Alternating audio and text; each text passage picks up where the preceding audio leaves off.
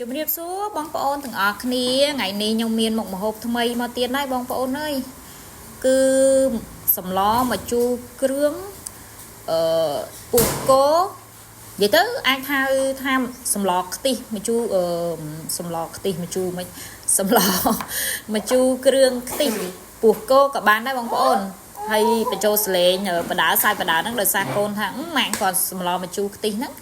ក៏ម៉ាក់និយាយខុសដែរមាននិយាយទៅអ្នកចាំថានៅក្បែរខ្លួនទៀតណាបងប្អូនហើយថ្ងៃនេះស្លរបស់យើងគឺមានគ្រឿងក្រៅដូចជាពោះគោសាច់ឈាមហើយនិយាយទៅបេះដូងអីហ្នឹងបងប្អូនហើយគ្រឿងក្រៅបន្លែយើងមានម្ទេសមានទឹកគួនជាមួយនឹងត្រប់ហើយស្លមួយមុខនេះសំខាន់ជាងគេទី1គឺពោះគោធ្វើម៉េចយើងលាងម៉េចឲ្យស្អាតហើយកុំឲ្យក្លិនណាបងប្អូនហើយវិធីធ្វើគឺ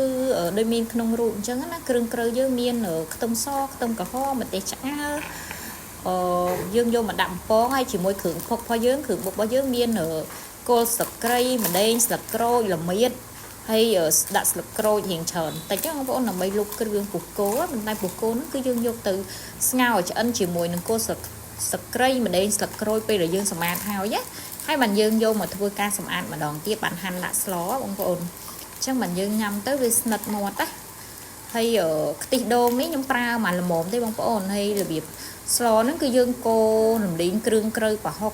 គ្រឿងក្រៅរបស់យើងហ្នឹងដាក់ជាមួយនឹងខ្ទិះដើមហើយចាក់ពោះគោចូលបន្ទាប់ហើយបានយើងធ្វើការបង់បន្លែតាមក្រោយសាច់ឆ្អិនណាបងប្អូនហើយបន្លែយើងមានប៉ុណ្ណឹងបងប្អូនអើយមានតែទឹកគួនហើយនឹងម្ទេសហើយត្រប់ហ្នឹងហៅត្រប់ស្រួយត្រប់យើងញ៉ាំជាមួយនឹងលក់ក៏បានយើងយកមកស្លអានេះក៏បាននិយាយទៅមកមុខនេះបើយើងស្លរាល់ដងគឺជាតិណាហើយត្រប់ឆ្ងាញ់ណាបងប្អូនចង់ឆ្ងាញ់ជាងទឹកគួនទៀតទៅណាហើយនេះស្លយើងគឺចាប់ផ្ដើមពុះហើយយើងពេលដល់ពុះមុនហ្នឹងពេលដែលដាក់បន្លែហ្នឹងគឺខ្ញុំភ្លេចបង្ហាញបងប្អូនគឺយើងថែមក្អាខ្ទិះទី2បងប្អូនហើយនេះវីដេអូដាក់មុខក្រោយច្រឡំបងប្អូនតិចនេះពេលដែលយើងបង់សាច់បង់អីចូលទៅវាពុះបែបនេះណា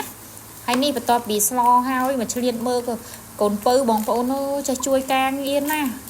ចេះជូតចេះដោះឲ្យនេះអីអត់មានអ្នកណាប្រើឯងគាត់ចេះខ្លួនឯងហ្មងណាហើយមកកូនពៅប៉ុណ្្នឹងឯងនៅស្លៀកខោទឹកនោមឯងបងប្អូនហើយនេះគេដើរជូតដើរអីអញ្ចឹងណាខ្ញុំស្លឆ្អិនហើយនៅពេលខ្ញុំកន្លែងមកមើលកូនទៅគេចេះជូតតែអូយពេលខ្លះរយមាត់រយកមែនប៉ុន្តែដល់ពេលឃើញគាត់ចេះអញ្ចឹងក៏យើងសប្បាយចិត្តណាបងប្អូនហើយសម្រាប់កូនខ្ញុំគឺខ្ញុំព្រៀនគាត់ការងារគ្រប់មុខអញ្ចឹងណាទាំងការងារផ្ទះទាំងការងាររៀនអីទៅនិយាយទៅអត់ឲ្យតែមួយមុខទេនិយាយទៅខ្ញុំព្រៀនគាត់ចេះទាំងអស់ហើយព្រៀនគាត់ឲ្យចេះ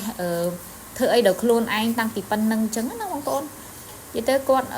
អាយុចូល5ឆ្នាំនេះហើយប៉ុន្តែគាត់រៀងរឹងមាំអញ្ចឹងណាហើយបើហើយក៏សូមអរគុណសម្រាប់ការទស្សនារបស់បងប្អូនអញ្ចឹងណាហើយបើមានចំណុចណាខ្វះខាតមិនសមរម្យក៏បីក៏សូមខន្តីអភ័យទោសហើយអរគុណច្រើនសម្រាប់ការទស្សនា